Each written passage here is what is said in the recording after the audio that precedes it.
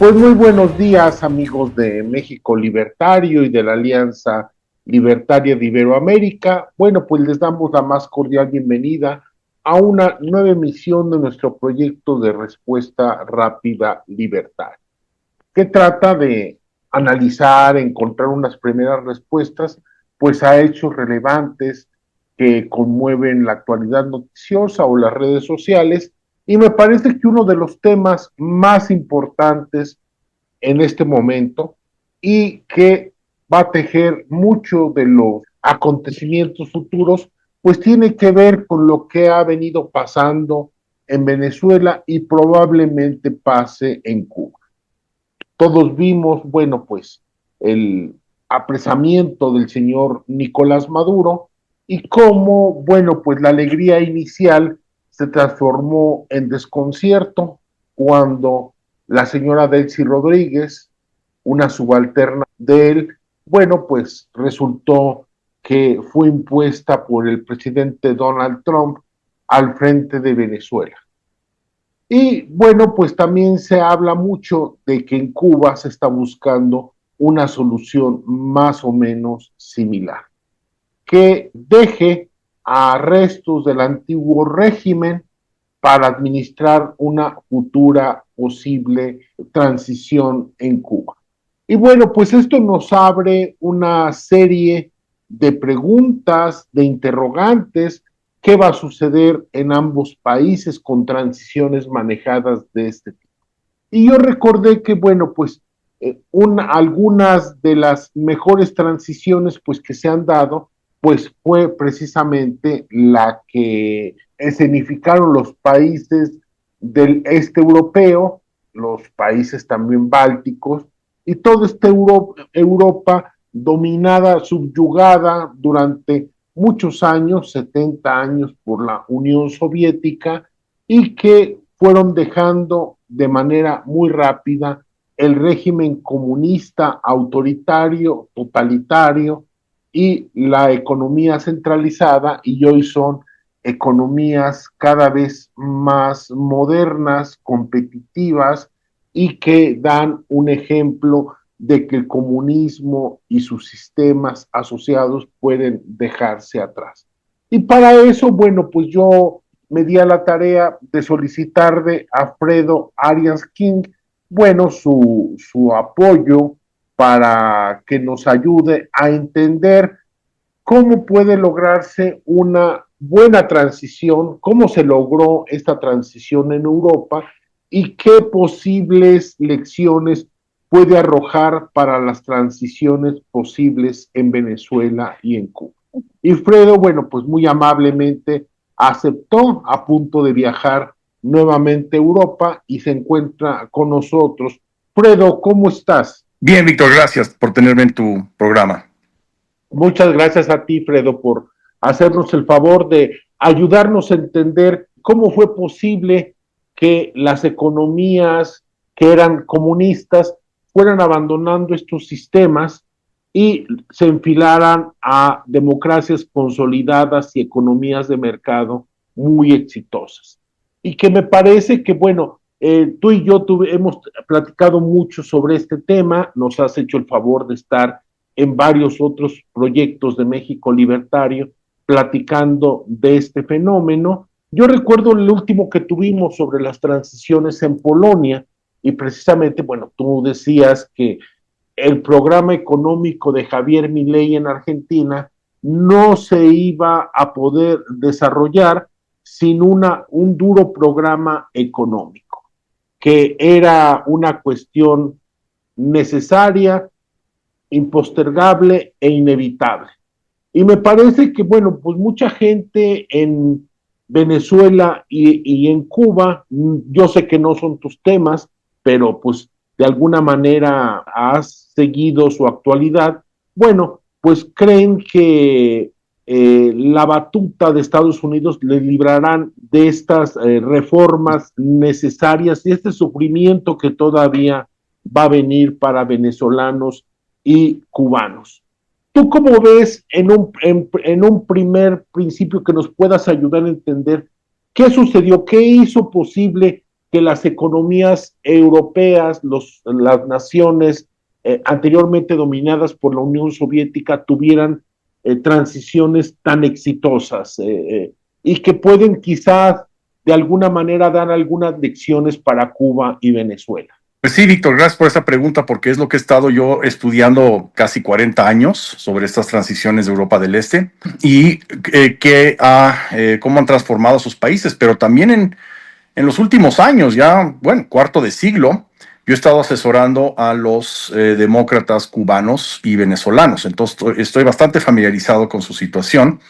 De hecho, acabo de venir de Miami y de Washington, donde le organicé varias juntas al legendario Lech Wałęsa, Premio Nobel de la Paz, expresidente de Polonia, pero al cual le debemos la liberación pacífica, no solo de Polonia, sino de todo el bloque comunista. O sea, sin Lech Wałęsa no se entiende qué pasó. Entonces le organizamos varias juntas en Washington con senadores, etcétera. Pero más que eso, adivina con quién nos vimos, con María Corina Machado, que está en Washington también, y fue una reunión muy bonita ahí en el Hotel Sofitel, junto a la Casa Blanca, donde nos estábamos hospedando con el presidente Wałęsa, y María Corina, de hecho, le dijo a Wałęsa, o sea, tuvieron una brillante química ahí, y le dijo que a los 13 años le escribió una carta, como tú y yo le escribimos a Santa Claus o algo así, pero ella le escribió a Wałęsa una carta, y él bromeaba que la van a tener que buscar, ¿no? Sobre cómo es su héroe, etcétera, ¿no? Entonces me imagino que esto eran pues en los 80s, durante la ley marcial o algo así, todos esos tiempos dramáticos cuando Wałęsa en agosto de 1980 organizó una huelga en los astilleros Lenin de su ciudad de Gdańsk y tambaleó todo el bloque soviético. Después vino una ley marcial año y medio después porque la presión de Moscú era brutal, entonces los polacos el dictador Jaruzelski tuvo que encontrar lo que llamaba una solución polaca a un problema polaco, pero unos años después, en 1989, pactaron una elección que los comunistas milagrosamente no trataron de robarse y perdieron todos los escaños. Y ahí fue, digamos, se debate si es el primero o el segundo dominó que cayó en 1989. Y después de eso vinieron los demás, esto fue junio 4 del 89, la famosa elección, donde los comunistas perdieron todos los escaños que estaban siendo competidos y el partido de Wałęsa, o sea, el partido de movimiento, el sindicato Solidarność ganó y su coalición ganó todo.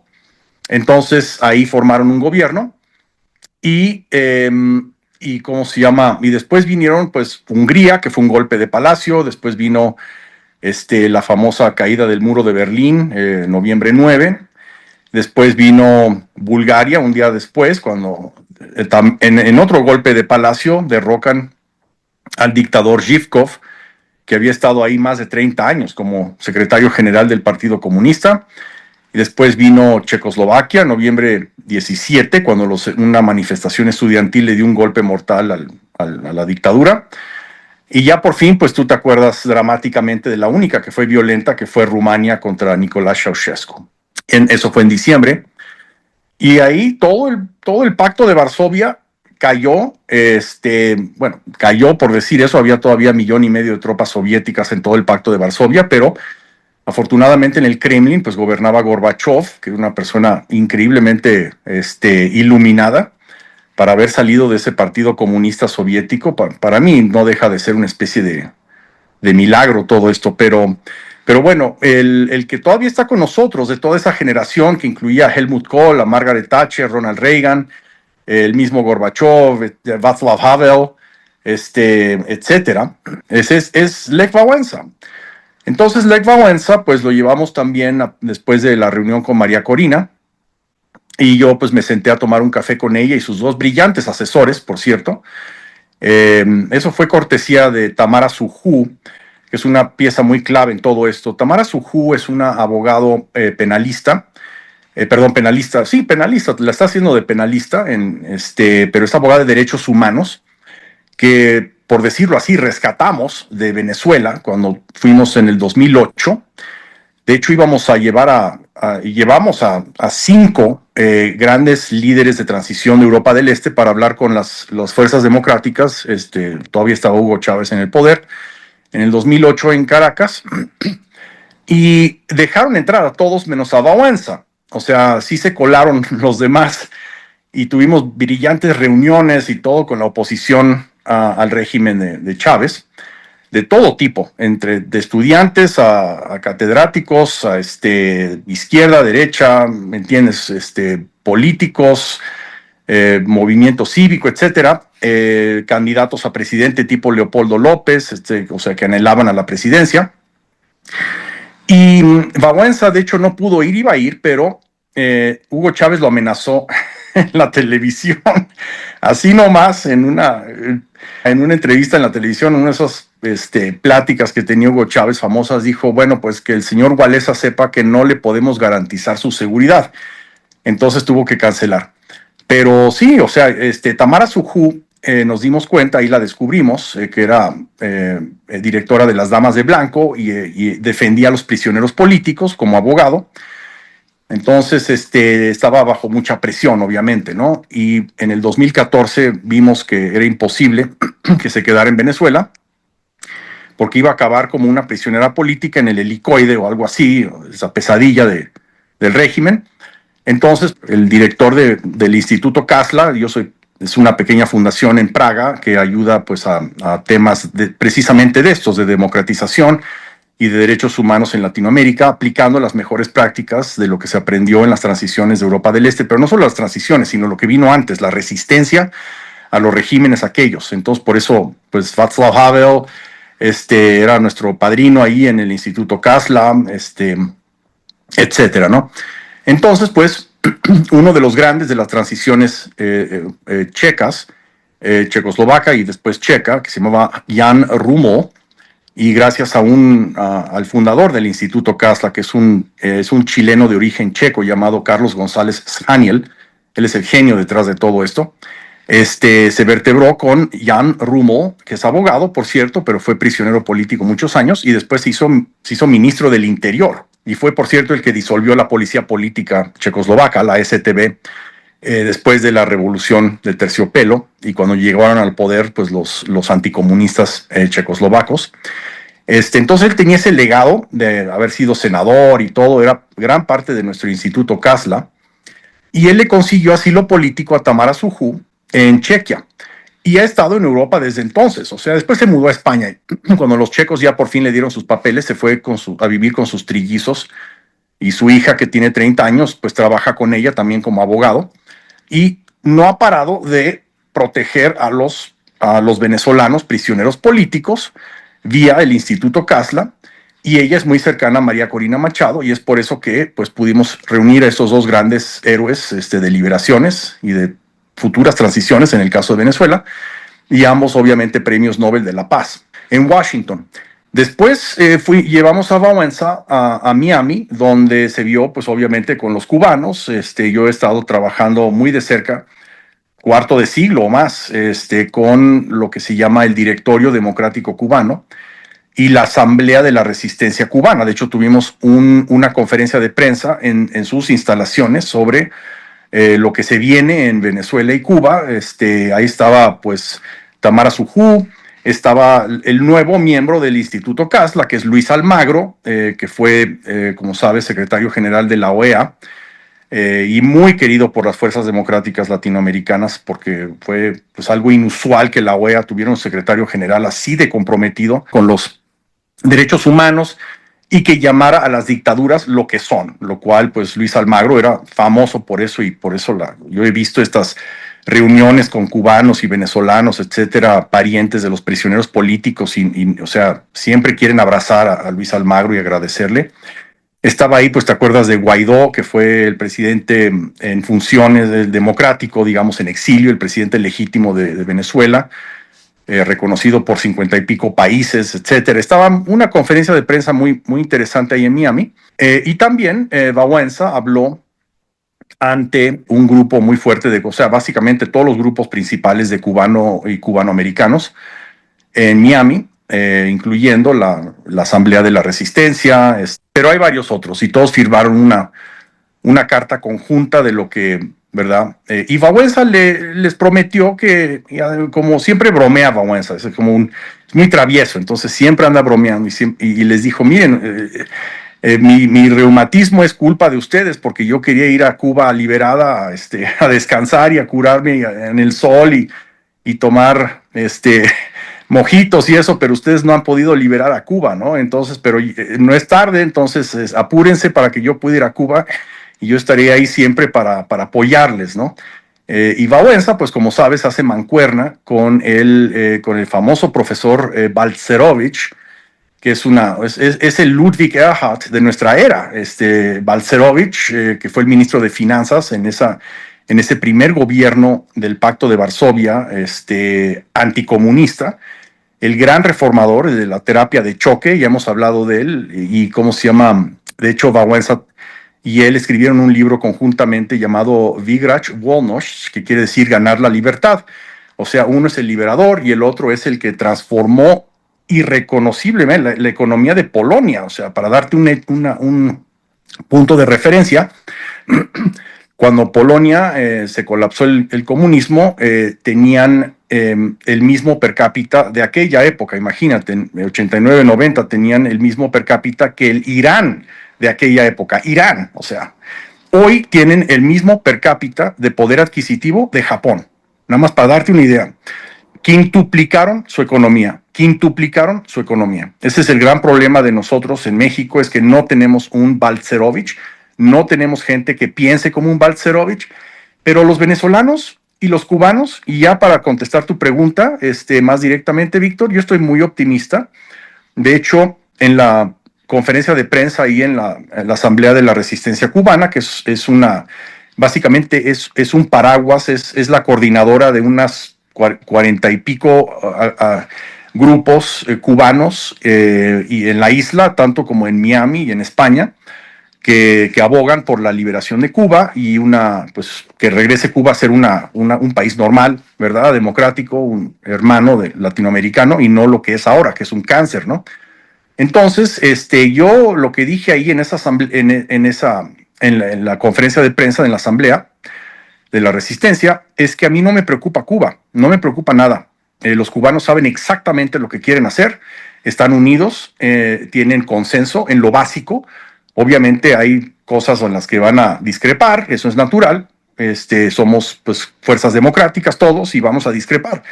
Pero en lo básico, en lo medular, Cuba va a ser brillante transición, estoy casi seguro de eso. Va a ser la próxima Estonia, la próxima Polonia de Latinoamérica. Y si logra Cuba una transición a lo polaco y se traen a Balcerovich, etcétera, y lo van a hacer, Cuba va a ser la nueva luz de Latinoamérica, porque ya lo era en el 59, pues era el segundo o el tercer país más rico de Hispanoamérica. Y después pasó a ser el segundo más pobre, ¿verdad? Pero antes, en el 59, era una cosa. Y va a regresar a eso, va a regresar. La que sí me preocupa es Venezuela. O sea, María Corina ha dicho todo lo correcto. Yo he estado viendo algunas de las cosas que dice María Corina.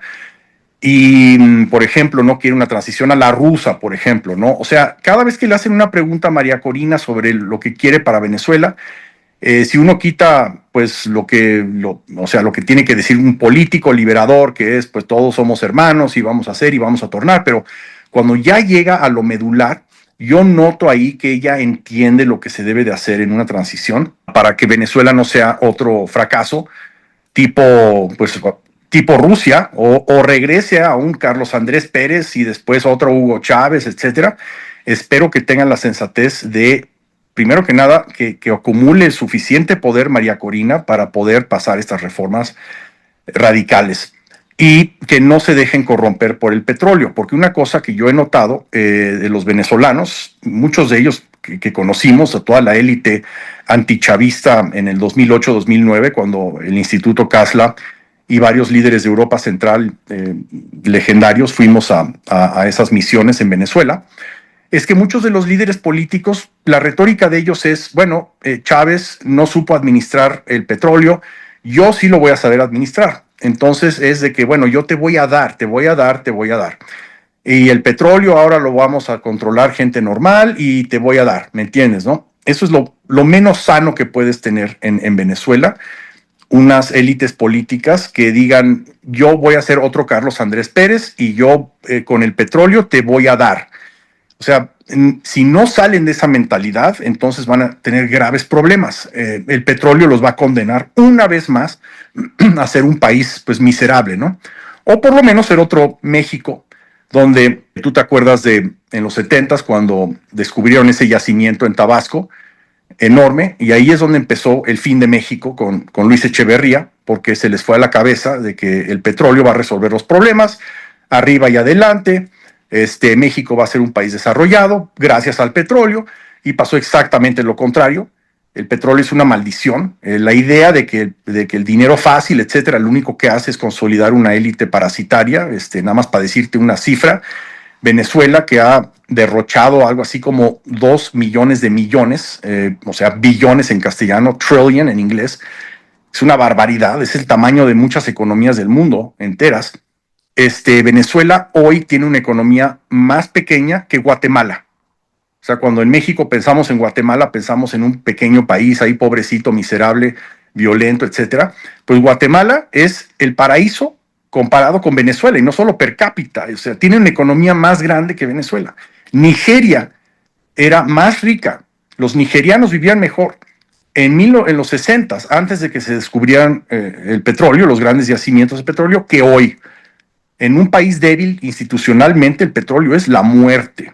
Entonces veamos si Venezuela pues, puede salir de digamos, este vicio que tiene mental de que el petróleo les va a resolver todos los problemas. O sea, Venezuela necesita diversificar su economía de una forma radical, olvidarse el petróleo, saber que es una especie de veneno. En México, pues también sabemos que López Obrador llegó al poder prometiendo que iba a convertir al petróleo en un eje de desarrollo.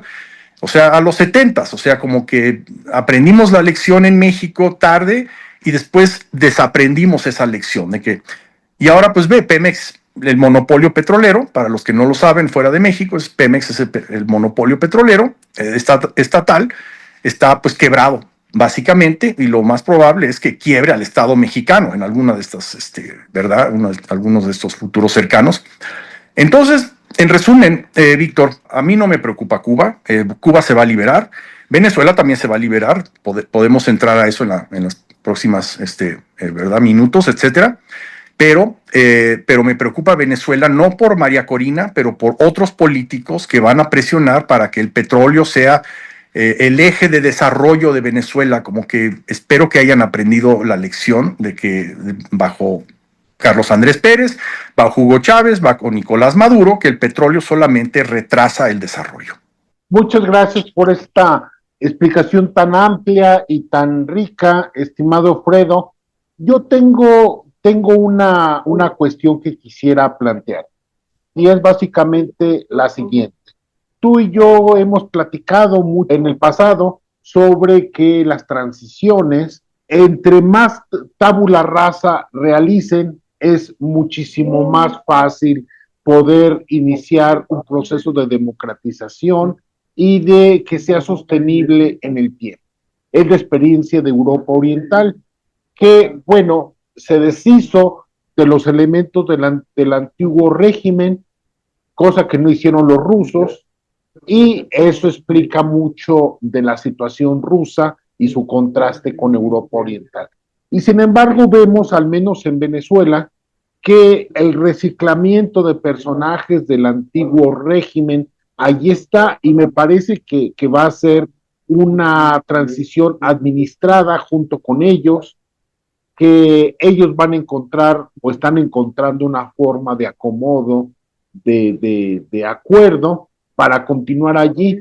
Y bueno, eso sí plantea, al menos para mí, después de tantas pláticas que he tenido contigo sobre lo exitoso que fue Europa Oriental, bueno, pues plantea un interrogante muy serio sobre la viabilidad de un verdadero proceso democrático y liberalizador en Venezuela. Me parece que las cosas no van por allí, que la transición en Venezuela se está haciendo coadministrada por el antiguo régimen y que así va a continuar. Ojalá no sea así, pero todo indica que así va. Las últimas detenciones, la forma tan obsequiosa en que la Claudia Sheinbaum venezolana, que es la señora Delcy Rodríguez, bueno, pues está entregando todo lo que tenga que entregar con tal de ella conservar el poder. No sé si a ti te genera alguna cuestión precisamente este modelo de transición coadministrada por el antiguo régimen, Fredo. Muy buena pregunta, Víctor, y felicidades por tu buena memoria. Qué bueno que alguien en México recuerda las lecciones de Europa del Este. Pero bueno, sí, hay tres cosas. La primera es que no es lo peor que puede suceder, y ahora te digo por qué, pero regresando a Europa del Este, la ley de hierro de las transiciones, que no hay escape, de los 30 países hoy que existen en la masa euroasiática, que antes estaban bajo la Unión Soviética, Yugoslavia, etcétera, de esos 30 países, los más exitosos fueron donde no participaron las élites del previo régimen. La ley de hierro es cuanto más participan las élites que activamente perpetraron el sistema totalitario, autoritario en esos países, cuanto más participan en la realidad política, etcétera, post-liberación, peor le va al país, y no hay una sola excepción. O sea, hay unas 8 brillantes transiciones desde el principio. Mis favoritas pues son 4, y te puedo hablar horas y horas y horas sobre ellas, y por qué son las 4 triunfaron. Y lo raro es que pues tenían muchas diferencias, muchas estrategias, porque nadie había hecho una transición así de grande de un país comunista a una sociedad pues libre, el único que había antes. El primer país que se hizo oficialmente, que transitó del comunismo a ser un país normal otra vez, fue Granada. Y eso fue porque Estados Unidos invadió y quitó a Bishop y sus asesores cubanos, igual que con Maduro, mataron a varios cubanos ahí, los marinos americanos, y regresó la democracia a tal grado que eventualmente volvió a ganar Bishop, pero ahora sí ya no trató de instalar otra vez la dictadura comunista. Ese fue el primer caso. Pero de repente llegó 1989 y se colapsó el comunismo pacíficamente en Europa Central. Y después vino pues la Unión Soviética, que también fue disuelta pacíficamente, en su gran parte, ¿verdad? Después vino la violenta disolución de Yugoslavia, comenzando en el 92, y esas guerras civiles continuaron hasta, bueno, ya entre países, ¿cómo se llama? Hasta el 98, 99, 2000, eso fue horrible eso, ¿no? A Milosevic no lo derrocaron sino hasta octubre del 2000. Entonces, cómo se liberaron esos países fue pues diferente, ¿verdad? En su gran mayoría fue pacífico, pero hubieron 4 que quintuplicaron su economía y no han tenido ningún reto a la constitucionalidad desde entonces. Para bien y para mal, han todos entrado a la OTAN y a la Unión Europea, y cometieron errores, obviamente, como siempre, y esos errores son evitables. O sea, lo bueno es que ya hemos aprendido de lo que uno debe de hacer y lo que no debe de hacer. Pero esas transiciones son Polonia, Chequia, que se disputan el segundo lugar en el éxito de transiciones. Para mí la más exitosa fue Estonia. ¿Y por qué Estonia? Porque Estonia vino 2 años después, como era parte de la Unión Soviética, se independizó en agosto del 91 de la Unión Soviética, que se estaba desmoronando, y el brillante joven primer ministro, se llama Mart Laar, jefe de la coalición anticomunista, se hizo primer ministro, y él ya había estudiado, gracias a un asesor que tenía, un estonio, un americano de origen estonio, que trabajó en el Banco Mundial, que se dedicó 2 años a estudiar minuciosamente lo que había estado ocurriendo en las primeras transiciones: Polonia, Checoslovaquia, Bulgaria, Rumania, Alemania del Este, Hungría, y decidió, bueno, estos son los errores y estos son los aciertos. Entonces Estonia lo que hizo fue adoptar los aciertos y evitar los errores. Y es por eso que Estonia se convirtió en la transición modelo De hecho, yo he escrito bastante sobre esta transición. También traje un par de veces al arquitecto de esa transición, Mart Laar, a Miami y a Fort Lauderdale, etcétera, para verse con los cubanos. Lo querían tanto, ya sabes que con los cubanos o eres un 0 o eres un 10. Pues Mart Laar era un 20. De hecho, nombraron un día oficialmente Miami-Dade County, el condado de Miami, nombró a Mart Laar, un día Mart Laar cuando él estaba ahí. Esto fue en el 2003, creo. Pero bueno, entonces, y la otra es Lituania. Por diferentes razones, o sea, y Lituania le ha ido muy bien a pesar de los errores que cometió al principio. No te voy a aburrir, pero las demás, digamos, después vienen un segundo grupo, ¿verdad? De éxitos. Hungría, por ejemplo, que últimamente no le ha ido muy bien a Hungría por varias razones. No sé, Eslovenia, que empezó como el país más rico del poscomunismo y nada más dobló, triplicó su economía, pero no la quintuplicó como Polonia o Estonia. Por eso yo escojo siempre esas 4 como los ejemplos.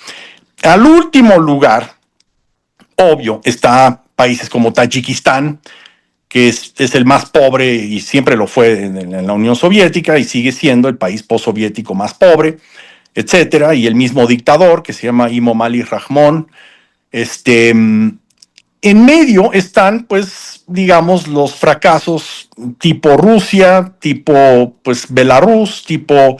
Entonces hay que estudiar por qué, y como Rusia es una superpotencia nuclear, pues veamos qué pasó en Rusia rápidamente. Pues básicamente se disuelve la Unión Soviética y inesperadamente, esto los politólogos los agarró totalmente por sorpresa. Esencialmente fue Rusia la que disolvió la Unión Soviética. Eso se nos olvida, se le olvida a Vladimir Putin también, que fue el que lo puso en el poder 8 años después, 9 años después, que fue Boris Yeltsin. Y su mano derecha, en paz descanse, mi gran amigo, Burbulis, se llamaba Gennady Eduardovich Burbulis.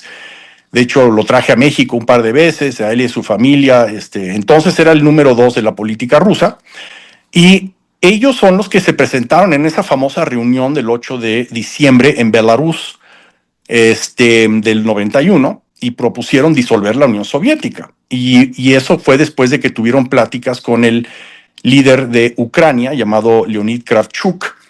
En paz descanse también, amigo mío, Leonid Kravchuk, presidente de Ucrania. Y mi gran incondicional, parte de mi familia prácticamente también en paz descanse, líder de Belarus de aquella época, el gran doctor físico-matemático Stanislav Shushkevich. También vino varias veces a México y lo llevábamos a Ixtapa, él y a su mujer Irina. Es difícil creer que Bielorrusia tuvo un presidente de esa calidad, de esa categoría moral, etcétera, como el presidente Shushkevich. Desafortunadamente, él no pudo hacer grandes reformas en Belarus porque fue obstaculizado por el Parlamento comunista. Y después cayó, duró muy poco en el poder, poco más de 2 años. Y después llegó en el 94, a principios del 94, Lukashenko, y ya sabemos pues que el tipo sigue ahí. Imagínate, Lukashenko ha estado, cuenta, 32 años en el poder. ¡Qué horror! Entonces, y por eso Belarus pues fracasó, porque no tuvo, digamos, unas reformas políticas para barrer a ese parlamento comunista y elegir uno nuevo, etcétera, porque si no, Belarus pudo haber sido pues por lo menos como otra Lituania o algo así, ¿no? Pero no se les hizo. Y gracias a eso ha sufrido. Entonces, el segundo punto, eso es un pequeño sinopsis de lo que pasó en Europa del Este, ¿no? El segundo punto que me preguntas es Venezuela, la transición esta. Lo peor que puede suceder, Víctor, no es esto. No es lo peor que puede suceder. Lo peor que puede suceder es que las fuerzas democráticas llegan al poder y te traicionan. Eso sucedió en México con Vicente Fox. Eso sucedió en Nicaragua con Violeta Chamorro. Eso sucedió en otros países donde gente de nuestra coalición contra la dictadura viene, no sé, tipo Cuba también en el 59, ¿verdad? Enero, cuando derrocan a Batista, y era una coalición de todo tipo de gente sana, incluso clase media, los estudiantes que estaban hartos de Batista.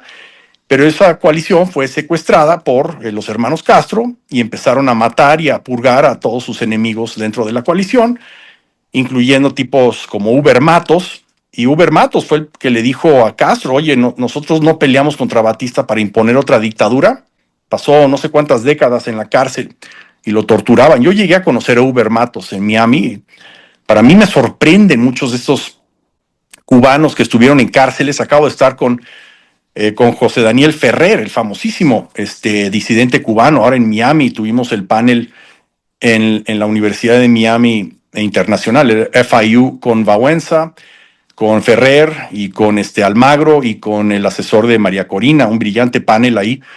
Y yo lo que dije en ese panel que yo presidí es de que no, o sea, estos disidentes cubanos que pasaron años en la cárcel, décadas, y los torturaban, los alimentaban basura básicamente y los electrocutaban y aún así tienen un optimismo y un entusiasmo para la vida y, o sea, no los pudieron romper. O sea, yo no sé cómo le haría yo si hubiera pasado por una cosa así. Imagínate, Víctor. Nuestra dictadura es, digamos, el del PRI era la Madre Teresa comparado con eso, ¿no? Entonces yo cuando conozco a esos disidentes cubanos, yo me olvido de mis propios problemas y yo digo, ¿de qué me estoy quejando, no? Entonces, Uber Matos era uno de ellos, gran Uber Matos, ¿no? Desafortunadamente Uber Matos pues nunca vio una liberación en Cuba. Entonces, lo que te estoy diciendo es que cuando llega tu coalición al poder, y eso lo sufrí yo en México a carne propia, como sabes, porque pues yo era director de Relaciones Internacionales de la campaña de Vicente Fox junto con el doctor Carlos Salazar Díez de Sollano. Estábamos súper involucrados en esa campaña y aparte de esa responsabilidad en la campaña, pues yo tenía otras 7 responsabilidades en la campaña, no te voy a aburrir con los detalles, pero llega Fox al poder inesperadamente ese 2 de julio, gana la elección, la reconoce Ernesto Zedillo, el último presidente del PRI, una liberación perfecta, pacífica, contundente la victoria, 7,5 puntos de Vicente Fox. ¿Y qué pasó después?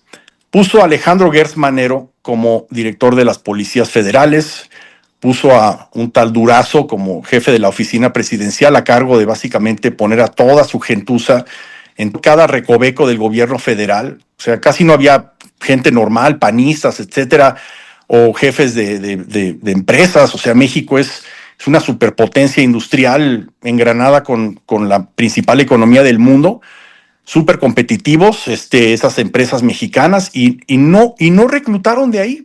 Pusieron pura gentuza del previo régimen, aún gente que Ernesto Zedillo no se atrevía a contratar o a tocar, los tenían marginados. Y pusieron un tal Paco Gil a cargo de la economía. Y Paco Gil, pues era uno de esos economistas revolucionarios que cuando Luis Echeverría dijo, yo voy a llevar la economía desde Los Pinos, o sea, del Palacio Presidencial, él fue uno de los leales, así recién graduados con su doctorado de Estados Unidos. Yo le ayudo, señor. Pero había gente decente, había un tal Margain que renunció y dijo, no, señor, pues esto va a llevar a la economía al carajo y así, y renunció. Pero gente como Gil se quedaron ahí para administrar el declive catastrófico que sufrió México en los 70s, 80s, ¿no? Entonces, de eso se rodeó Vicente Fox. Ese es el peor escenario, Víctor. Nicaragua, lo mismo con la idiota de Violeta Chamorro, gana una elección inesperadamente en el 90 contra Danielito Ortega y su hermano, que, o sea, y después, ¿qué hace? Les regala todo, la policía política, el ejército, las industrias que se habían robado, la piñata famosa, ¿no? Antes de dejar el poder, básicamente llegaron a todas las casotas de ricos y dijeron, esto ya es mío y tu empresa es mía, etcétera. Se robaron todo lo que pudieron y después Violeta Chamorro dijo, ay no, pues quédense con eso porque tenemos que tener paz social.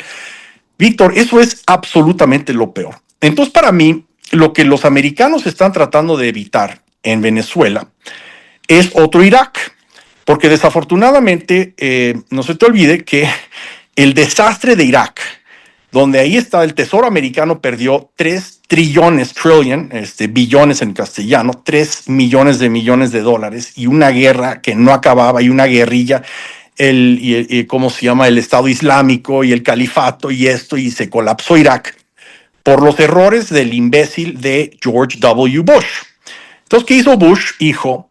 Fue firmar los primeros 2 decretos que firmó después de ganarle la guerra a los ejércitos de Saddam Hussein, aún antes de la captura del mismo Saddam Hussein, fue disolver el partido Ba'athista, que bueno, disolvió la policía política, muy bien, y el idiota firmó un decreto para disolver el ejército de Irak, que era lo único que mantenía ese país, totalmente un país artificial, ¿verdad? Que tenía chiitas, tenía sunitas, tenía los kurdos en el norte, o sea, un país totalmente que se creó, como muchos, postcolonialmente por las potencias, dibujando una línea en el desierto diciendo esto ya es un país, ¿no?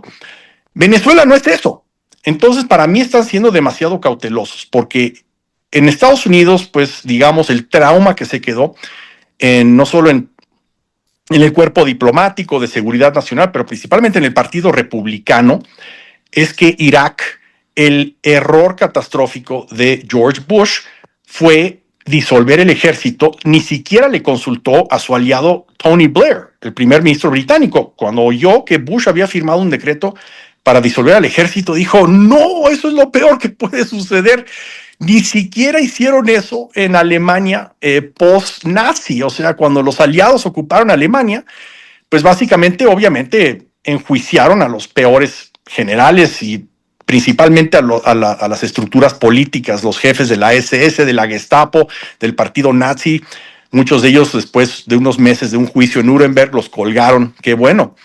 Pero el ejército normal, a los soldados normales, a los mandos militares, que muchos de ellos se habían rendido ante los aliados cuando estaban avanzando ya a Berlín y a otras ciudades en 1944, no solo pues los dejaron, ¿verdad? Reconstituyeron a la Wehrmacht en la Bundeswehr, y muchos de ellos, de hecho, hicieron carreras en la OTAN, etcétera. Pero Bush no aprendió esa lección. Disolvió, y lo mismo pasó después de Alemania comunista, cuando se disolvió Alemania comunista, después de la caída del muro, bueno, justo antes y durante y después de la caída del muro de Berlín en noviembre del 89, el ejército de Alemania del Este, la NVA, de hecho lo juntaron con la Bundeswehr y crearon un nuevo ejército de la Alemania Unida y les respetaron sus rangos y nunca hubo un problema, ¿me entiendes, no?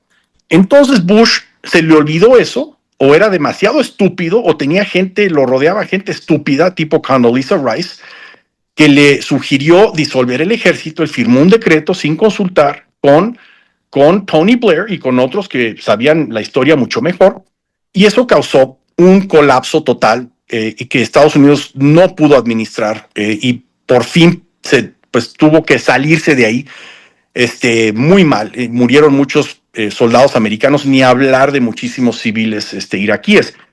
Entonces, eso además, lo que no le perdona Trump y sus asesores a la intervención y lo que pasó en Irak es que eso produjo el peor anticristo de la política americana para los republicanos. ¿Y quién es ese anticristo? No es Baghdadi, ¿verdad? No es Barack Obama. Entonces Barack Obama le debe su carrera política y su presidencia al fracaso en Irak. Gente como Hillary Clinton votaron con Bush para invadir a Irak, mientras el senador Barack Obama de Illinois apenas hizo senador, ¿verdad? Nada, o sea, votó en contra, y eso es lo que lo puso en el mapa político de Estados Unidos y de ahí directo a la Casa Blanca. Entonces, eso los americanos están excesivamente cautelosos porque lo que quieren evitar a toda costa. No han estudiado pues las transiciones en España o en otras que son más relevantes, ¿no? No, es Irak. Irak es el 99% de lo que le preocupa a los americanos cuando están pensando en un régimen hostil, cuando quitan ¿verdad? Al régimen. ¿Qué debemos de hacer ahora? Entonces, la lección de Irak, que no se aplica a Venezuela del todo, pero la están aplicando de todos modos, esa medicina, mal que bien, como tú sabes, capturaron a Maduro, dejaron a Delcy Rodríguez y a Diosdado Cabello y a otros, pero el plan de Marco Rubio, y es bueno que tienen ahí a Marco Rubio, porque él sí entiende Latinoamérica, o sea, porque cuando tú hablas con los cubanos en Miami, incluyendo los que ya nacieron en Estados Unidos, tipo Marco Rubio, ellos pues nunca hablan de que lo que pasó en Vietnam, que eso trauma a muchos otros americanos. Si te vas a los demás estados de Estados Unidos, encuentras muchos veteranos de Vietnam o de Corea y ellos hablan nada más de Vietnam y de Corea. Otros americanos hablan de verdad de otras tragedias que le han sucedido a Estados Unidos, de la Guerra Fría y que si esto, que si el otro, pero los cubanos en Miami hablan solo de una cosa y es cómo Kennedy les falló y por qué Estados Unidos no simplemente entra ahí a Cuba y saca esas cucarachas del poder y para que ellos puedan regresar a su patria como Dios manda, ¿no? Entonces, seguro que Marco Rubio creció en este ambiente frustrante de que, ¿verdad?, que existe ese régimen comunista que los llama gusanos, etcétera, y pobres. Entonces, toda esa vida de estudiar a Cuba y de saber lo que está pasando en Latinoamérica y preguntarle a su mamá y su papá, siendo pues niño y adolescente, por qué Latinoamérica no se solidariza con nosotros más, por qué el presidente Lula apoya a Fidel Castro, por qué, por qué, por qué. Entonces, de repente tienes a una persona así, que entiende perfectamente lo que está pasando en Cuba y en Venezuela, que ahora es secretario de Estado y es consejero de Seguridad Nacional y tiene el oído del presidente Donald Trump. Y qué suerte tenemos. ¿Por qué? Porque si hubiera llegado cualquier otro asesor gringo, ¿verdad?, que estudió Latinoamérica en la universidad y la entiende a medias, ¿cuántos de estos fueron engañados por el régimen cubano? O sea, los asesores de Obama, los asesores de Biden, los asesores de cada presidente americano, los cubanos de alguna forma se las arreglaban para para decirles, no, no te preocupes, y los amenazaban porque si algo me pasa van a llegar oleadas de refugiados a las costas de Miami, se echaban para atrás los tontitos, ¿no? Lo bueno es que estos trucos ya no funcionan con alguien como Marco Rubio. Entonces, ¿qué es lo que están haciendo los americanos? Marco Rubio pues pudo convencer a Trump, que no es fácil. Mira, señor presidente, no solo es un tema ideológico y de que apoyan a Cuba y que organizan guerrillas en Latinoamérica y que están pues las potencias enemigas a Estados Unidos ahí metidos. El hecho es de que es un narcotraficante y usted, señor presidente, pues está en contra de los narcotraficantes y es muy duro contra. Y él además lo encontraron, digamos, una corte en Estados Unidos culpable de narcotráfico, etcétera. Entonces, pues eso es lo que le prendió a Trump. Ok, pues nos vamos a deshacer de esa cucaracha, ¿no? ¿Cómo le hacemos? Entonces, pues seguro tenían otros asesores que hablaron de Irak. Bueno, el error de Irak fue este. Entonces, lo que diseñaron los americanos es, sacamos a Maduro y dentro de un año vamos a tener elecciones en Venezuela. Eso ya lo ha dicho Marco Rubio muchas veces. Entonces, ahora lo que quieren es estabilizar el país, usar los fondos petroleros, crear una especie de fondo especial que no administra el gobierno venezolano, que se lo ha robado todo, ¿verdad? Es básicamente, los americanos administran ese fondo, y todo el dinero del petróleo, que ya no está sancionado obviamente, que está exportado por Estados Unidos, el petróleo venezolano, y ya no tiene sanciones y no lo tienen que vender baratito y no se lo venden a los chinos. Todo ese dinero está entrando a ese fondo que administran los americanos para traer comida y alimentos a la población de Venezuela. Mientras tanto, para que no se les colapse el país a lo Irak, te digo, están obsesionados con Irak, pues tienen a la tipa esta, Desi Rodríguez, que obviamente no están enamorados de ella, pero ellos saben que dentro del régimen, que incluye un tal Diosdado Cabello, que incluye un tal Vladimiro Padrino, como se llame, el jefe del ejército, todos corruptos, todos violentos, son los que manejan esas cárceles horrorosas y de los prisioneros políticos. Entonces ellos, si has notado, poco a poco han dejado salir a los prisioneros políticos, pero solamente de los 400 y pico militares que tienen ahí encerrados y torturados, solamente han dejado salir a 2 en Venezuela. Y eso es por diseño, porque ellos saben que una vez que dejen salir a los 450 por ahí militares patrióticos que se opusieron al régimen y fueron encarcelados y torturados todos estos años, ahí se acaba el régimen de un día para otro. Y Marco Rubio, ante el Senado de Estados Unidos el otro día, habló de que la transición está yendo más lenta de lo que él quisiera, ¿no? Lo bueno de todo esto es que Estados Unidos ahora está dictando lo que hacen o no hacen estos que tienen cero legitimidad. Perdieron una elección contundentemente, aún una elección que ellos organizaron, como sabes, donde ganó pues González Urrutia y María Corina, ¿verdad? Entonces, las fuerzas democráticas venezolanas también están frustradas, pero lo único que tienen que hacer es esperar.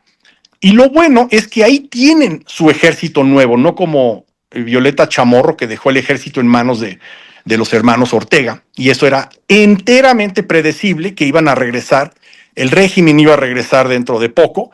Y no solo el régimen, regresó el mismo Danielito Ortega. qué vergüenza.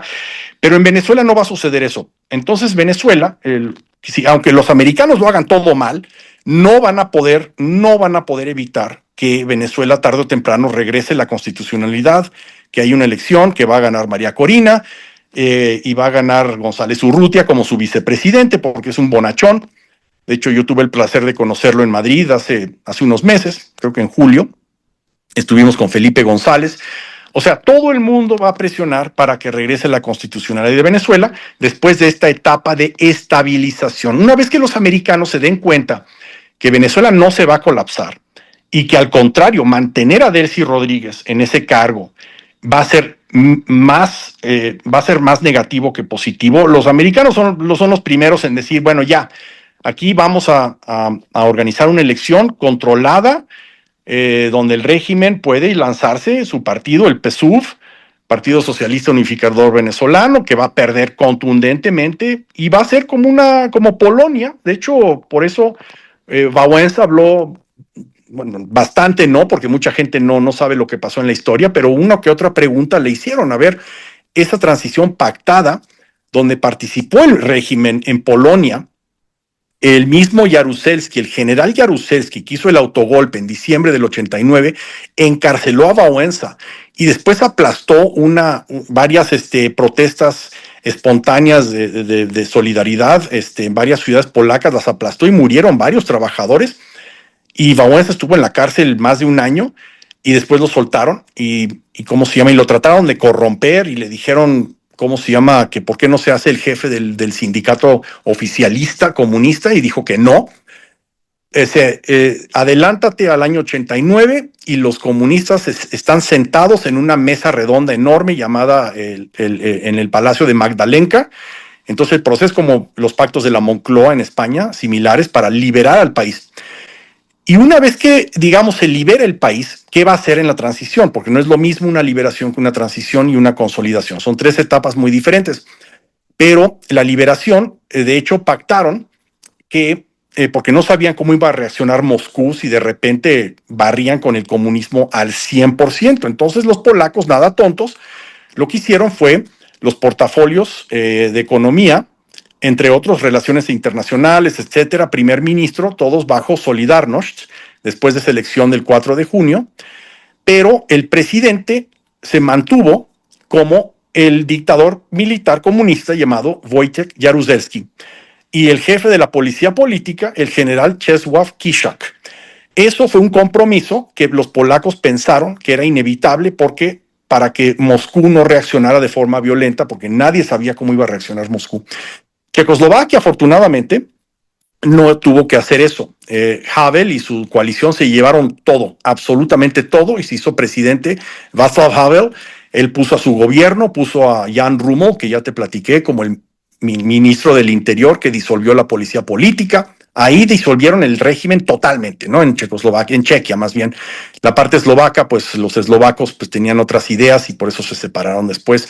Pero Polonia no. Polonia tuvo esto a lo venezolano. Entonces, ¿cómo se llama? Wałęsa les dijo a los venezolanos, tengan paciencia, ustedes van a ver que tarde o temprano este régimen va a caer, aunque les den inmunidad, aunque Delcy Rodríguez le den un boleto para que se vaya a vivir a Rusia o a Irán o a China, y a Estados Unidos ahora lo que está haciendo es actuando vía esta señora, que no es nada agradable, seguro, pero menos agradable son los hijos de Nicolás Maduro, narcotraficantes, o Vladimir, ¿cómo se llama Vladimir Padrino. Exactamente, Padrino y otras figuras aún menos presentables, y van a voltear supuestamente a Delcy contra ellos para que los extradite o para que los saque, o ahorita no se ha atrevido porque controlan pues las turbias, ¿no? El AMPA, te llegan pues 20 tipos entubados y encapuchados en motocicletas y te dan una paliza, que es lo que han estado haciendo.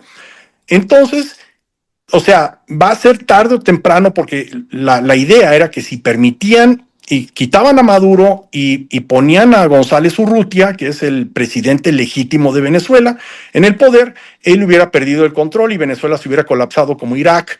Entonces Estados Unidos hubiera tenido que entrar con todo su ejército para estabilizar a Venezuela y a su petróleo, etcétera, ¿no? Entonces Trump, como es, pues, él bastante, pongámosle así, cínico, dice, sí, ¿y qué? Me voy a llevar el petróleo, ¿y qué?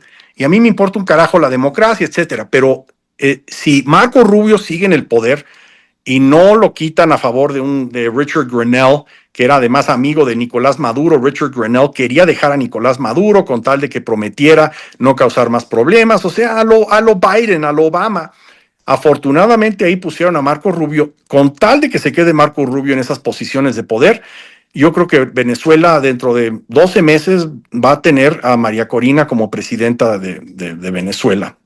Para eso no me preocupa gran cosa.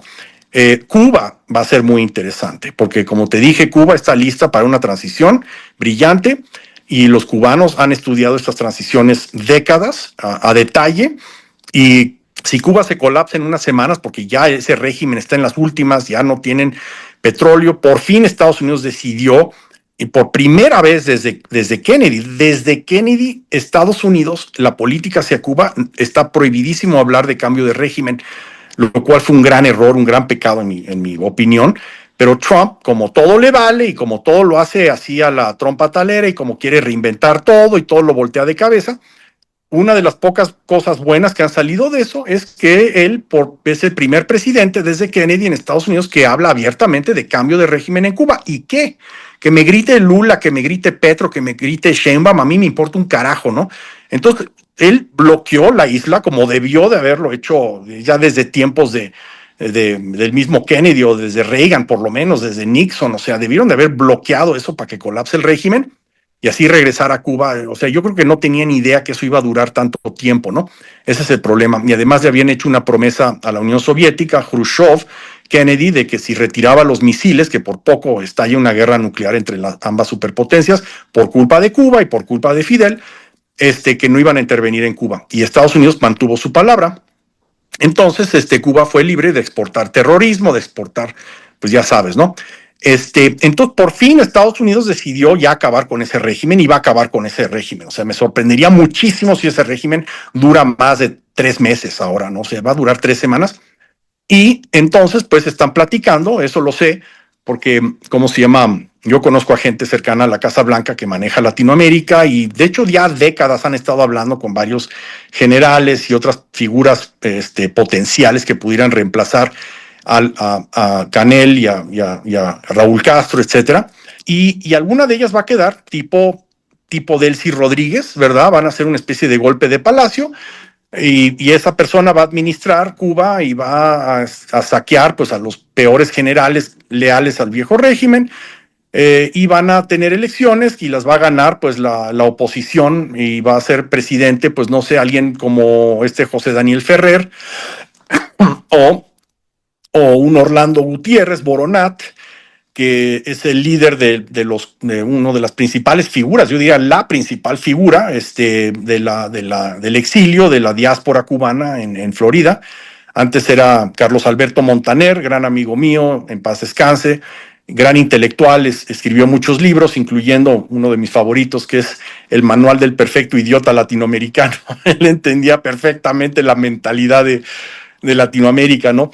Pero el que ha quedado después de tantos años de esperar y de tantos grandes eruditos que hubieran sido presidentes de Cuba, tipo Carlos Alberto o Uber Matos, el único que queda, pues, es uno de los pocos, es Boronat. O sea, es Orlando Gutiérrez Boronat, el doctor Gutiérrez Boronat, que por cierto estábamos ahí él es el director de la Asamblea de la Resistencia Cubana, que es una especie de parlamento en exilio.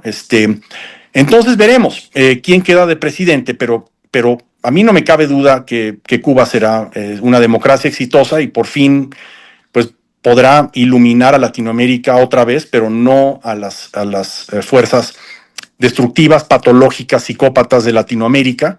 sino más bien Cuba va a ser un modelo para gente como tú y yo, Víctor. Va a ser un modelo de cómo reformar una economía para que crezca el país a tal grado que saque a gente de la pobreza por el millón, ¿me entiendes? ¿No? Como hicieron los polacos, como hicieron en otros países. En México no hemos tenido un gran presidente transformador, puros traidores o puro mediocre. Yo creo que el último presidente más o menos decente que tuvo este país fue Ruiz Cortines, ¿verdad? Entonces México, imagínate, viendo a Cuba cómo se reforma, cómo es la próxima Estonia, ¿verdad? En el Caribe y saca millones de gentes de la pobreza. Mi tesis es de que algún día esto también nos va a repercutir en México de una forma muy positiva, porque entonces eso va a dar vuelo a gente como tú, gente como René Bolio, activistas que han estado tratando de cambiar la psicología colectiva de este país a una de dame, socialismo, miseria, la mitad de la población en la pobreza, a pesar de estar junto a Estados Unidos, de que, o sea, mientras Perú, El Salvador, la misma Colombia, ni hablar de Chile, sacaron a millones de gentes de la pobreza con las políticas económicas liberales, ¿verdad? Tipo las mismas que instaló Balcerowicz en Polonia. Perú, El Salvador, tenían al 70 y pico% de su población en la pobreza hace 30 años, hoy tienen el 20 y pico%, o sea, unos progresos brutales. Y en México, atorados en el 50%, no hemos sacado gente de la pobreza, serían más pobres si no hubiera tanta inmigración a Estados Unidos de gente pobre. O sea, es una vergüenza este país, cómo se administra, es una puta vergüenza, perdón por mi francés. Y el problema es que los que pensábamos que el PAN era la gente decente, la punta de lanza, yo trabajé en la campaña de Manuel Cloutier con todo gusto, o sea, aún antes de estar con Vicente Fox, siempre me presentaba nada más para darle patadas al PRI y después regresarme a casa de que perdió el PAN. Y resulta que llega el PAN en el 2000 y nos traiciona de una forma grotesca y uno piensa, Vicente Fox fue un hijo de la chingada y no puede estar peor, y de repente llega uno aún peor llamado Felipito Calderón, ¿verdad? Fecal, Felipe Calderón, a sabiendas que Genaro García Luna había trabajado para el narcogobernador de Morelos, el general Carrillo Lea, ¿verdad?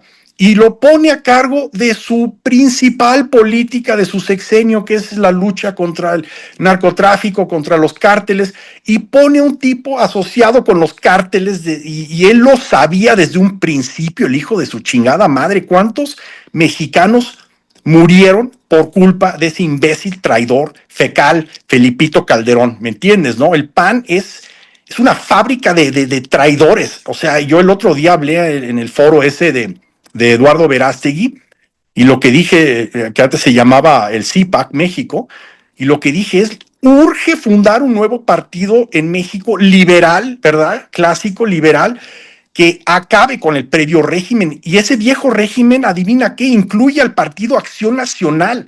El PAN, que yo pensaba era la gente más o menos decente de este país, resulta haber sido parte del previo régimen. El PAN nunca se concibió como algo ajeno al régimen, como algo en oposición al régimen. Se consideraba lo mismo, pero con rostro humano. Yo sí me maquillo, yo sí me hago pedicure, muy bien, pero es lo mismo, es lo mismo. El Peje en eso tenía razón, que el PRI y el PAN son lo mismo. En eso el Peje, el López Obrador, tenía razón. El chiste es formar un nuevo partido en México que acabe con todo ese régimen. Y yo creo que la solución la vamos a encontrar en Cuba, Víctor. Vas a ver cómo Cuba va a progresar y Venezuela van a progresar a tal grado que ellos desacrediten totalmente a la idea esta estúpida que hemos sufrido en Latinoamérica, que el colectivismo, el comunismo, el socialismo es lo que nos va a salvar de la pobreza y de la dependencia. Ellos van a ser la punta de lanza, no solo Argentina con Milei, ¿verdad? Espero que triunfe, pero lo que sí estoy seguro, o sea, dudo, porque Argentina pues es masoquista hasta el hueso, ¿no? Y van a encontrar la forma de fracasar. Pero Cuba, Venezuela, especialmente Cuba, vas a ver cómo va a ser la punta de lanza para gente sana en México, como punto de referencia, como compás para reformar a México y ya por fin sacar a millones de gentes de la pobreza. Ojalá sea así, Fredo. Te agradezco mucho esta magistral explicación. Mira, yo soy un poco más incrédulo respecto a las reales posibilidades en Venezuela. Momentos antes de entrar contigo, bueno, yo veía el regreso de algunos luchadores de los derechos humanos a Venezuela, bueno, pues a una activista de derechos humanos que yo escuché muchas veces aquí en México, y bueno, revisando su ficha en Twitter, resulta que es fundadora de un partido revolucionario, es decir, estos grupos de la oposición venezolana que sostienen que Nicolás Maduro y el chavismo, pues bueno, no fueron la verdadera izquierda, que ellos sí son la verdadera izquierda y que con ellos sí Venezuela va a prosperar. Y así está lleno la oposición venezolana. Yo trato con muchísimos venezolanos, pero libertarios, pero no se me oculta que hay muchísimos venezolanos, y estoy seguro que también cubanos, que predican estas ideas de izquierda creyendo que Castro o que Hugo Chávez no fueron verdadera izquierda, Fredo. ¿Tú tienes alguna opinión sobre esto? Brillante pregunta, Víctor, y eso me ha frustrado a mí también, que en Venezuela, cuando fuimos en el 2008-2009, y desde entonces lidiando con toda la oposición venezolana para ayudarlos a derrocar el chavismo, todos eran del centro izquierda, ¿no? Pues yo soy izquierda, pero la mejor izquierda, la intelectual izquierda, ¿me entiendes, no? Y de ahí no lo sacas. Y conocimos, creo que a una persona que decía, no, yo soy tacherista, yo soy de derecha, pero el tipo era totalmente incompetente, ¿no? O sea, hablando con él te das cuenta que era neurótico, ¿no? Qué Thatcher ni qué nada, ¿no? Entonces, pues pobre Venezuela, cuando ves a sus élites, después te das cuenta por qué llegó Hugo Chávez al poder. Están infectados con esta idea del dinero fácil, de que el petróleo nos va a sacar, que yo lo único que tengo que hacer es llegar al trono para distribuir mejor la riqueza. Eso, te digo, ha creado una cultura de dame, porque si tú no me prometes que me vas a dar, pues voy a votar por el otro político que sí me promete que me va a dar. Y todo eso empezó cuando el petróleo, ¿verdad?, se convirtió en el factotum principal de la economía venezolana con Carlos Andrés Pérez. Él fue electo como es una especie de Echeverría venezolano, hablando de que yo voy a regalar, te voy a dar, ¿no? Antes de eso, Venezuela era un brillante país democrático. De hecho, tenían un tal presidente Betancourt que abogaba por los disidentes cubanos, abogaba por la idea liberal en Latinoamérica, por la gente, digamos, que quería formar repúblicas estables, democráticas. Venezuela era un punto de referencia, ¿no? Era una especie de Costa Rica grandota, hasta que dejó de serlo. Y eso, la culpa la tiene, yo creo, el petróleo y el hecho de que el petróleo fácil, engaña, que es lo que, ¿me entiendes, no? Arriba y adelante, y Echeverría además dijo, nuestro principal problema en México va a ser cómo distribuir tanta riqueza, ¿verdad? 50 años después, la mitad de la población sigue en la pobreza en este país, y no le ha ido peor a México gracias a que, ¿verdad?, está muy diversificada la economía, gracias al Tratado de Libre Comercio con Estados Unidos, y gracias a que, ¿verdad?, México depende de las manufacturas y del turismo y de las remesas, no tanto del petróleo. Venezuela era el que controla el tubo ese cochino que pones en el suelo, controla no solo la economía, sino la política. Eso ha sido un veneno para Venezuela. Y tiene razón, eso ha creado toda una fauna política, pero no pueden hacer lo peor de lo que está ahora. Entonces, aunque elijan a uno de estos izquierdosos que diga yo te voy a dar, o sea, yo creo que el rebote va a ser tal en Venezuela simplemente por lo bajo que está, que, o sea, la gente come de los basureros, bajo el 90% de la pobreza y algo así como 40% de pobreza extrema.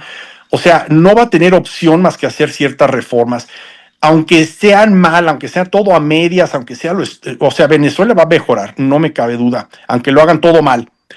Cuba no, Cuba es otra cosa porque no están infectados con esto de que el petróleo fácil, no, al contrario, ahí no, lo único que tienen que hacer es liberarse, tener un gobierno más o menos normal, de oposición, la actual oposición, ¿verdad?, que llega al poder, que incluye a varios socialdemócratas, incluyendo pues el mismo Uber Matos, había un tal Vladimiro Roca, eran anticomunistas socialdemócratas, que es lo que nos falta en Latinoamérica generalmente y en México en particular, o sea, Costa Rica tiene socialdemócratas anticomunistas, incluyendo pues don Oscar Arias. Estuve en su casa el otro día platicando con él 3 horas, el tipo es brillante, o sea, es uno de los grandes latinoamericanos, ¿no? Pero había otros también, Monge, Luis Alberto Monge, en paz descanse, de hecho era parte de nuestro proyecto en Praga, encabezado por Václav Havel, que se llamaba el Comité Internacional para la Democracia en Cuba, que incluía pues varios líderes de Latinoamérica y de Europa del Este que estaban listos para entrarle cuando se colapsara el régimen. Pues muchos ya se nos murieron, obviamente, porque incluyendo el presidente Monge, el presidente Aylwin de Chile, etcétera, porque esto fue en el 2005. Entonces estamos pensando revivir el Comité Internacional para la Democracia en Cuba y esta vez lo va a encabezar el presidente Lech Wałęsa. Entonces, pues, o sea, Cuba ha escuchado, los cubanos normales, disidentes, activos en la política, han escuchado y han hablado horas y horas y horas con estos grandes líderes de transición. Ellos tienen un plan y lo van a ejecutar.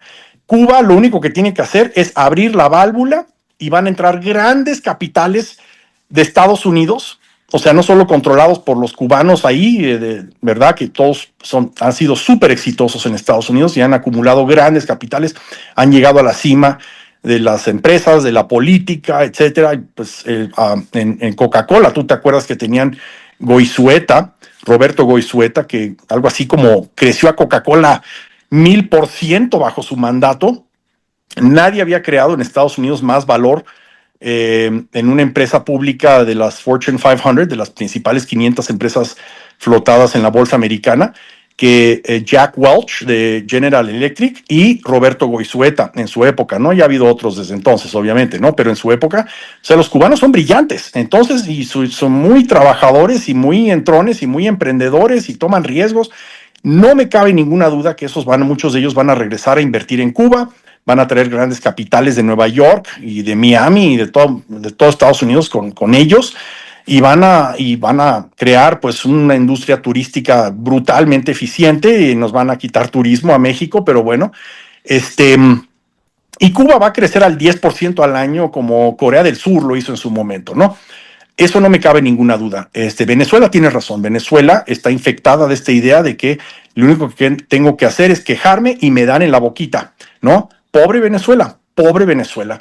Esperemos que escapen su maldición de que tienen desde Carlos Andrés Pérez, pero hagan lo que hagan. Te digo, ¿cómo pueden manejar el país peor que Hugo Chávez y que Nicolás Maduro, francamente? O sea, aunque lo hagan todo mal, ¿me entiendes? O sea, Venezuela va a también crecer al 10% al año, Dios mediante. Ojalá sí, Fredo. Estamos llegando ya al final de nuestra entrevista. Yo te agradezco mucho tu buena disposición, pero yo no me resisto a hacerte una última pregunta, Fredo. Como tú sabes, bueno, me señalabas al principio que tú has analizado las transiciones, pero también has analizado lo previo, la resistencia.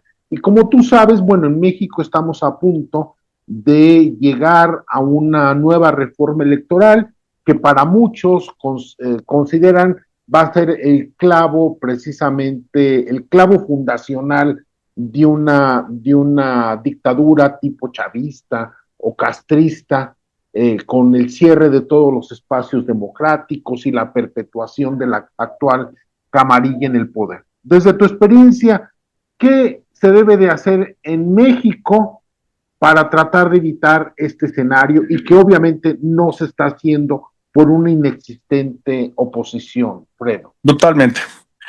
Muy buena pregunta, Víctor. Yo lo he pensado mucho, obviamente. Para mí, disolver al PAN, cerrarlo, correrlos, dejar de pretender que ellos son la punta de lanza y formar una coalición que incluya máximo al 20% de aquellos panistas que no son una punta de paniaguados, traidores, mediocres, lelos, pendejos, ¿verdad? Como tantos de ellos. Te puedo dar ejemplos que se te hacen, o sea, que te van a choquear de lo mal que lo hizo el PAN en este país. O sea, pero hay 20% de ellos que más o menos they get it, ¿no? Estoy pensando, pues, no sé, gente como Mariana Gómez del Campo, no sé, que ella ahora es jefa de la OFCA, que fue mi alumna, por cierto, y muy orgulloso de eso. Mariana Gómez del Campo es muy contundente contra las dictaduras de Latinoamérica, lo tiene muy claro, estar con los disidentes.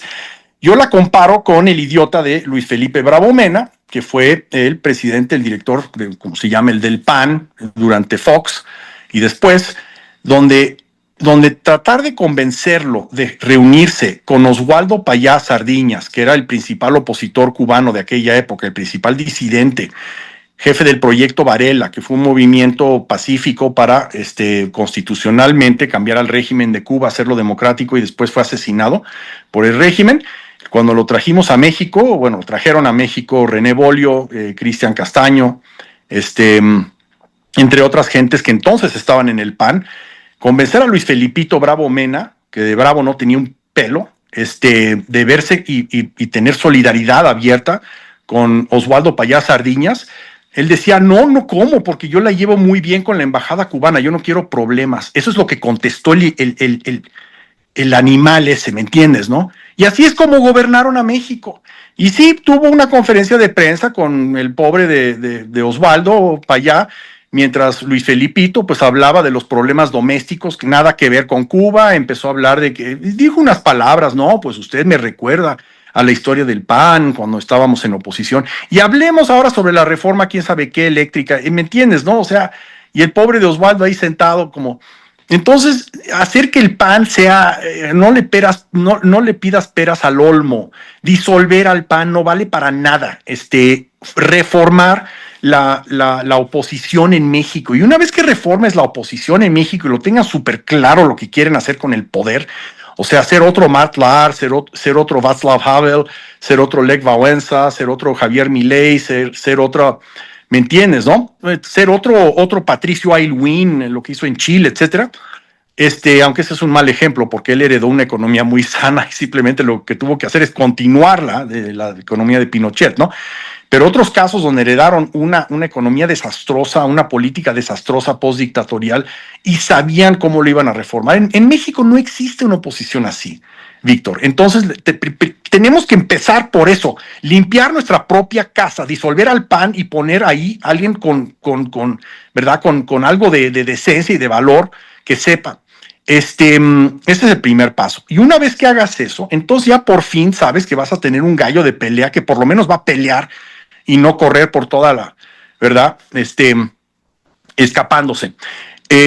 Lo segundo, pues para mí, esperar al desgaste de este nuevo régimen asqueroso que tenemos en México. Lo bueno es que nunca van a poder acumular el poder que acumuló el PSUV en Venezuela. Y hay una razón que ya te mencioné, que el que controle el tubo, ¿verdad? Especialmente cuando los precios del petróleo se dispararon durante Chávez, cuando llegó al poder, fue el peor momento para que los venezolanos tuvieran un Hugo Chávez ahí.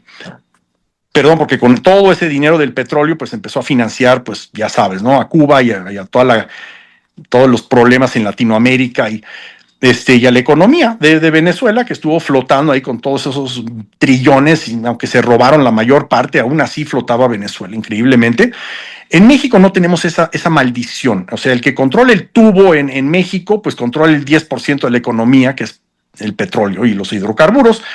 Mal que bien. Entonces el resto es una economía más o menos sana, que es competitiva, y ahora tienes pues una paradoja, que son la misma izquierda, ¿verdad? En Morena, hablando de que no, que hay que tener mercado libre con Estados Unidos cuando Trump amenaza con imponer aranceles o de cerrar la frontera, etcétera. Es la izquierda la que está diciendo no, necesitamos eso. Entonces, lo bueno es que esta izquierda pues es un virus atenuado de lo que acechó a Eurasia después en los años, ¿verdad? Empezando en 1917, y que mató a decenas de millones, y después cuando llegó a China, decenas de millones de gentes. Este es un virus atenuado, y afortunadamente es una mezcla de un virus externo, ese mismo atenuado, pero con nuestras mismas patologías aquí en México, porque el PRI de Echeverría, por más malo que era un fenómeno doméstico. Y de hecho él lo demostró, Luis Echeverría, cuando corrió de México de mala manera a varios miembros de los oficiales de la embajada soviética de la época, incluyendo uno llamado Oleg Nechiporienko, que yo llegué a conocer en Moscú y hasta nos hicimos amigos. Yo hablé horas con él y él, hablando como un mexicano, como te estoy hablando ahora, impresionante como él, el jefe de la KGB en México, nada menos, que trató de de desestabilizar la política en México para ver si organizaban otra Cuba, ¿verdad? Y Echeverría los agarró como pollos y los sacó y los regresó a la Unión Soviética, eso salieron los diarios. En otras palabras, México, pues todavía nuestra patología, esta enfermedad que estamos sufriendo ahora, es principalmente doméstica y hay que agradecerle a las estrellas que ese es el caso. Entonces, pues, tarde o temprano van a cometer errores, tarde o temprano se van a desgastar, se van a pelear entre ellos, se les va a acabar ¿verdad? No van a poder tener el control que tenía Hugo Chávez desde el 99 cuando llegó al poder, hasta que se murió y después llegó su secretario de Relaciones Exteriores, Nicolás Maduro. No van a tener ese poder. Van a poder provocar, van a poder perder una elección, van a tratar de robársela y se va a desestabilizar todo. O sea, yo veo varios escenarios, pero uno de ellos, Víctor, que nadie habla aquí, y deberíamos de hablarlo abiertamente, es simple y sencillamente que cuando caiga Cuba, y a menor grado Venezuela, pero bueno, digamos ambos, cuando caigan Cuba y Venezuela, vamos a pedirle a nuestros amigos de los nuevos gobiernos democráticos de Cuba y Venezuela que nos den y que abran y que publiquen en Internet todos los archivos relacionados a cómo ellos apoyaron durante la dictadura, los regímenes, a Andrés Manuel López Obrador y a Claudia Sheinbaum y todo el dinero que llegó aquí en maletas, ¿verdad? Como hicieron con la elección de Cristina Fernández de Kirchner en Argentina. Afortunadamente, ahí sí se descubrió, ahí sí hubo un proceso, ahí sí más o menos funcionaron los fiscales, etcétera. No se te olvide que Perú, por ejemplo, ha enjuiciado a varios expresidentes. O sea, no sé por qué en México no tenemos ese mismo espíritu de meter a esa rata, aunque fuera expresidente, a la cárcel, como hacen en Perú. De hecho, uno de ellos, uno de los pocos buenos presidentes que, ¿verdad? Uno que se transformó, que fue un pésimo presidente en su primer mandato en los 80s y después regresó ya totalmente convertido a nuestras ideas. Estoy obviamente hablando de Alan García. Alan García, exactamente. Cuando llegaron a arrestarlo, se suicidó a ese grado. ¿Me entiendes? Entonces, ¿por qué en Perú arrestan a un Alan García o van por él? Pedro Pablo Kuczynski también está en problemas legales, ni hablar de Fujimori, y hubieron otros dos, pues este mismo Castillo lo destituyeron en el Congreso, pusieron esta Boluarte, la acaban de destituir, ¿me entiendes? ¿Por qué Perú es más rebelde y más valiente que México? No sé, pero nos falta ese espíritu, y puede llegar sorpresivamente cuando abran los archivos de la inteligencia cubana, si no los están quemando ahora mismo, porque ahora seguro están destruyendo muchísimos archivos porque huelen el fin del régimen. Eso es muy normal, ¿verdad? Los únicos países donde los agarraron infraganti en Europa del Este, no tuvieron tiempo de quemar gran parte de los archivos, fueron nada más dos países, Alemania del Este y Checoslovaquia, porque ahí las revoluciones fueron tan repentinas y el cambio de gobierno fue tan súbito que los nuevos demócratas pues se encontraron con estos kilómetros y kilómetros de archivos de la policía política, la Stasi en el caso de Alemania del Este y la StB en caso de Checoslovaquia, que ahí se sabe exactamente quién hizo qué, y eso ayudó a sanear muchísimo la política, no en los otros países donde tuvieron tiempo de sacar los archivos, como el caso de Estonia, que simplemente la KGB, cuando olía que se iba a colapsar todo eso, pues llevó los archivos más delicados a Moscú, ¿verdad? Entonces, en Cuba, si es que todavía sobreviven gran parte de los archivos sobre toda la marranada que esparcieron aquí en México, el régimen cubano y el venezolano, entonces eso puede ayudar a desacreditar a toda Morena, ¿me entiendes? Como una especie de implante extranjero, una enfermedad que se nos contagió a propósito en contubernio con traidores y vendepatrias domésticos. Entonces, la narrativa de la nueva oposición mexicana, si no es el PAN, ches imbéciles del PAN, si es una oposición verdadera, entonces la narrativa va a ser: estos no son presidentes, esta señora no es presidenta legítima de México porque fue impuesta por una potencia hostil extranjera llamada Cuba, llamada Venezuela, ¿me entiendes? Entonces, uno nunca sabe qué puede pasar. Por fin México va a ser más como Perú, más rebelde, más, ¿verdad? Defiende su libertad y como Perú y podemos acabar con esa presidencia, ¿me entiendes? O con Morena, o por lo menos organizarnos mejor para la próxima elección, a sabiendas que con lo que estamos luchando, ¿verdad? Es una son vendepatrias y son ilegítimos. Veamos, porque para mí ese es el camino más obvio para deshacernos de esta dictadura que se está asomando aquí en México. Oh, pues ojalá sea así, mi querido Fredo. Yo te agradezco mucho, te dejo en los preparativos de tu viaje, te agradezco mucho, ten un excelente fin de semana y bueno, pues seguimos en comunicación y que todo lo que comentes, bueno, pues sea una útil herramienta prescriptiva para Venezuela, Cuba y México también. Muchas gracias, claro que sí, Víctor. Fredo. Qué gusto platicar contigo. Gracias.